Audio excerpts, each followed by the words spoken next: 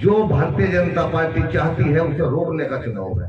संविधान बदलना चाहती है, जिस संविधान की बदौलत दलितों को, पिछड़ों को, अगलियतों को जो अधिकार दिए बाबा साहब ने, हमें उन्हें उनकी रक्षा करने के लिए, आने वाली पीढ़ी की रक्षा करने के लिए इस चुनाव में समाजवादी पार्टी कांग्रेस गठबंधन की प्रत्याशी शंभू राणा जी को हमें जिताना बहुत अनिवार्य है। आने वाले समय की सरकार तय करने का चुनाव है। अगर इस वक्त किसी भी बात में आकर के, या सभी समाज के लोग हैं, हर वर्ग का लोग हैं, हमें बहुत सावधानी से, अब इन्होंने डेट बदल दी चुनाव की, 20 तारीख कर दी, तो 20 तारीख में हमें एक एक वोट साइकिल के निशान पर बटन दबाकर शंभू राणा जी को कामयाब बनाना, मान्य प्रदेश अध्यक्ष जी और राष्ट्रीय अध्यक्ष जी के हाथों को मजबूत करना। इन्हीं शब्दों के साथ आप सबको और जीनत लूट लेते हैं, जो नारा देते हैं बेटी बचाओ बेटी पढ़ाओ, यही वे लोग हैं जो मासूमों की मासूमियत लूट लेते हैं। धन्यवाद। जय हिंद, जय समाजवाद। चुनाव लड़े दीपक सैनी साहब को आमंत्रित करूंगा कि वो आए और अपनी बात रखें।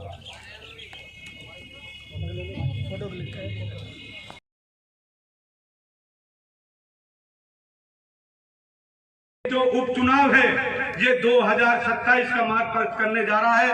साथियों, इस उपचुनाव में हमें मीरापुर से शंभू राणा जी को जिता के एक मिसाल तय करनी है, एक हवा चलानी है जो पश्चिमी हवा चलेगी और पूरब तक एक मिसाल तय। सम्मानित लोगों को मेरी तरफ से नमस्कार, प्रणाम। मैं अपने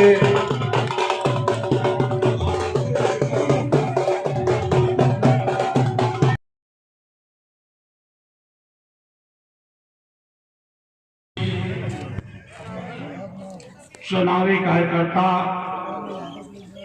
सम्मेलन की अध्यक्षता कर रहे जिले के जिला अध्यक्ष श्री जिया चौधरी साहब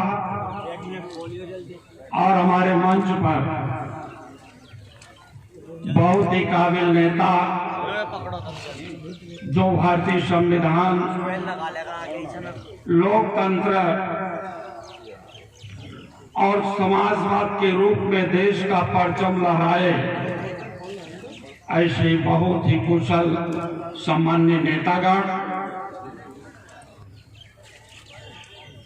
और इस कार्यक्रम में बड़ी मजबूती के साथ बहुत अच्छी संख्या में, बहुत अच्छे मनोबल के साथ आए हुए हमारे जाबाज कार्यकर्ता साथियों, मां बहने, सबसे पहले तो मैं आप लोगों को बधाई देना चाहूंगा इस मुजफ्फरनगर मीरापुर की पावन जमीन से कि आप सभी लोगों क्यों भारत के संविधान और भारत के लोकतंत्र को बचाने के लिए जो पूरे उत्तर प्रदेश के लोगों ने डबल इंजन वाले के बड़े इंजन की हवा को निकाल दिया और उत्तर प्रदेश से 37 सांसद और इंडिया अलायंस को मिलाकर के 43 सांसद बनाया। मैं आप सभी लोगों का बहुत बहुत स्वागत करता हूं, अभिनंदन करता हूं। साथियों, आप सभी लोगों ने प्रदेश के मुख्यमंत्री की नींद को भंग कर दिया। मैं सच बता रहा हूं कि जब मैं अयोध्या में पहुंचता हूं और अयोध्या के जाबाज लोगों ने ऐसी फितरत पैदा की और वहां भगवान श्री राम ने भी एक आवाज दिया कि देश का ऐसे ठग लोग हैं जिन्होंने किसानों, नौजवानों, महिलाओं को झूठ बोल करके नफरत पैदा करवाया, झांसा दिया। भगवान प्रभु श्री राम पूरी तरह से माहौल इंडिया अलायंस समाजवादी पार्टी के कैंडिडेट श्रीमती सुम्बुल राणा के पक्ष में है। और केवल मीरापुर का ही चुनाव नहीं, पूरे उत्तर प्रदेश में जो 9 विधानसभाओं के उपचुनाव हो रहे हैं वहां पर इंडिया अलायंस का चुनाव रहेगा। चुनाव आयोग देखिए शांत हो गए। भारतीय जनता पार्टी चुनाव से डर गई है और इसी डरबस वो मिल्कीपुर का चुनाव नहीं करा रही है। और चुनाव जैसे जैसे नजदीक 13 तारीख आ रही है, उनकी अपनी कोई तैयारी नहीं है, इसलिए चुनाव से भयभीत होकर के चुनाव आयोग से मिल करके उन्होंने तारीख को बढ़ा दिया है। इसलिए हमें भरोसा है इस प्रदेश के किसानों पर, नौजवानों पर, महिलाओं पर, मजदूरों पर वो आने वाले दिन में चाहे वो जितनी अपनी तारीखें बढ़ा लें, लेकिन ये प्रदेश अब समाजवादी का है, भारत संविधान का है। लेकिन मुख्यमंत्री कह रहे हैं ये 3 मुजफ्फरनगर है, प्रयागराज है, 3 जगह से गंगा स्नान का है, उस पर्व को देख के कोई पर्व नहीं, इस देश में हमेशा पर्व मनाए जाते हैं और ये पर्व हमेशा इस देश के गरीब, शोषित, वंचित, पीड़ित लोग मनाते हैं, अपने भगवान की आराधना करते हैं। लेकिन भारतीय जनता पार्टी चुनाव से डर चुकी है, इसलिए चुनाव की तारीखों को बढ़ाती जा रही है। मुख्यमंत्री के नारा है कटोगे तो बटोगे, उस पर क्या कहेंगे? भारतीय संविधान के अनुसार देश के जितने भी समाजवादी नेता हैं भारत के संविधान के अनुसार चलने वाले लोग हैं, संवैधानिक व्यवस्था के मानने वाले लोग हैं। हमारा भारत का संविधान कभी बंटने का सवाल नहीं करता है, एक दूसरे को कटुता पैदा करने का नहीं काम करते हैं। लेकिन भारत के संविधान में इन्होंने सेंगोल स्थापित कर दिया। वो सेंगोल जो राजतंत्र का प्रतीक है, वो सेंगोल जो राजा रानी के पेट से पैदा होगा, वो व्यवस्था समाजवादी लोग उसको दूर करना चाहते हैं। इस देश में सांप्रदायिक उन्माद पैदा करने वाले इस भारतीय जनता पार्टी के खिलाफ भारत का संविधान है और उसी संविधान को समाजवादी पार्टी के राष्ट्रीय अध्यक्ष श्री अखिलेश यादव ने अपना सबसे पवित्र ग्रंथ माना है।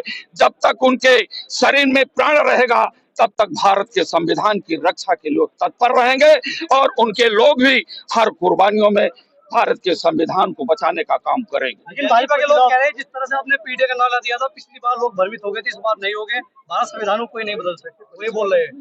भारत के संविधान को बदलने वाले लोग ओबीसी, एससी, एसटी का आरक्षण है।